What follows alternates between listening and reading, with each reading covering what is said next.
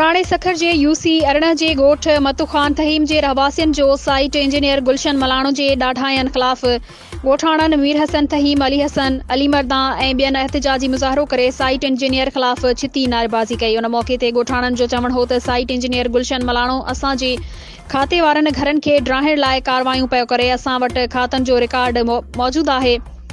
उन बावजूदि site engineer बासरनि जे चवण ते बिला जवाज़ ॻोठ जा घर ड्राहिण चाहे थो। साइट इंजीनियर असांजे माण्हुनि खे मारकुट कई ऐं थाणे ते रिपोर्ट बि असांजे ख़िलाफ़ दाख़िल कराई।